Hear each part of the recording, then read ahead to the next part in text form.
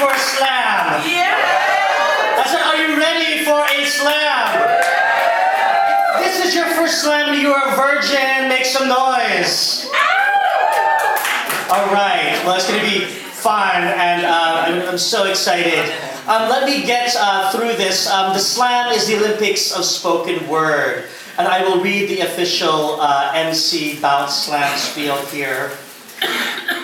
My name is Reggie Cabico, and I will be your host for the 7 o'clock bout of Capturing Fire on March 8, 2010. In 1984, construction worker and poet Mark Smith started a poetry reading at a Chicago jazz club, looking for a way to breathe life into the open mic format. The series and its emphasis on performance laid the groundwork for the brand of poetry that would eventually be exhibited in slam. Poets will compete in 2 rounds of poetry and will perform a 4-minute poem followed by a 1-minute poem of their own construction. No props, costumes, or musical accompaniment are allowed.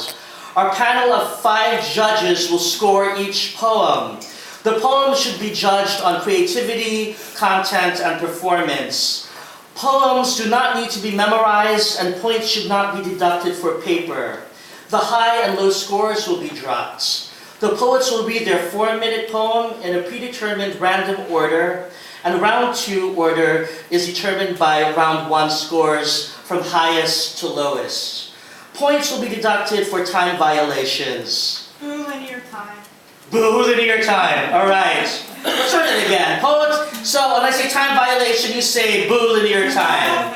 Poets will be deducted for time violations. Boo linear time. The poet will lose 0.5 points for every 10 seconds overtime.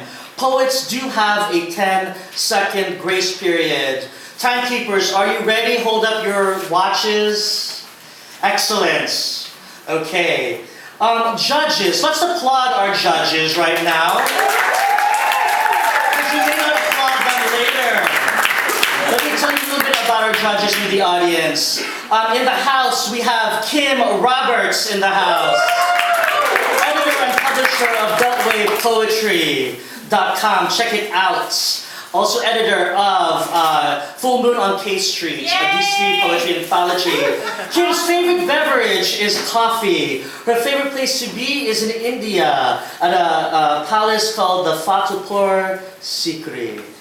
What makes Kim a good judge is her love of poetry and history. Let's give it up for Kim Roberts.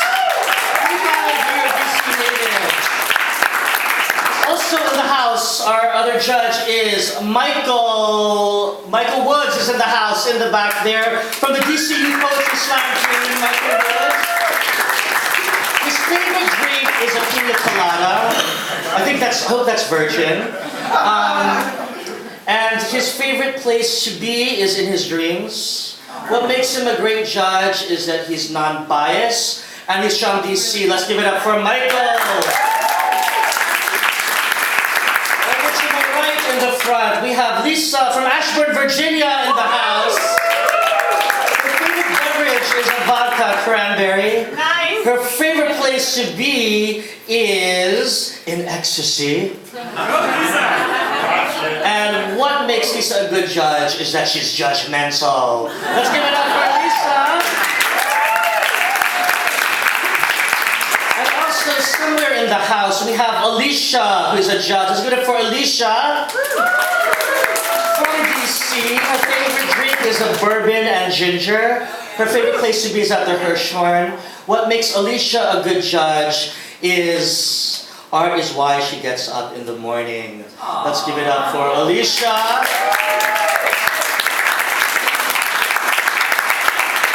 Our 5th judge is Sheldon. Let's give it up for Sheldon. His favorite drink is a bourbon. Is it Sapphire Pineapple? Bombay Sapphire Pineapple. Bombay Sapphire Pineapple. His favorite place to be is at home watching the Golden Girls. And his quality that makes him a good judge is that he is objective. So let's give it up for all of our 5 judges. Judges, you will score each poem on a scale of 0.0 to 10.0, considering both content and performance. So 10 would be an earth-shattering text performed perfectly that causes mutual simultaneous orgasm around the world. And 0.0 would be the worst poem you could imagine performed by someone who shouldn't quit school or his or her day job. It's a 0.0 for a poem that should never have been written or performed. And we encourage you judges to use decimal points, as this helps avoid ties. Use no more than 2 decimal places only, please. So sometimes judges get cute and they do 7-point pi. I kid you, like, we are not mathematicians here. Natalie is not a mathematician. I can vouch for that.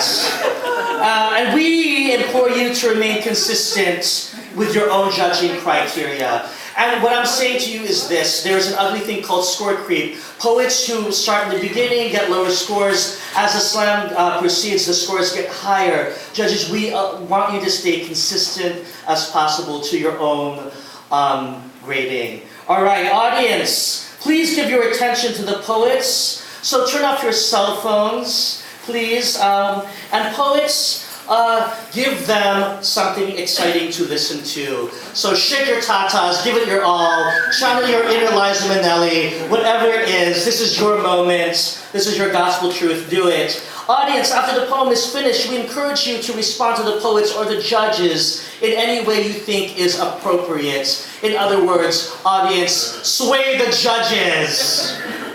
So if you hear a score and you don't like the score, audience, what are you going to do? Judge just score, what are you going to do? Excellent, excellent. Judges, give the poets the score that you think it deserves. Don't be influenced by the audience or the other judges. Above all else, everybody have fun and Wang Chang tonight.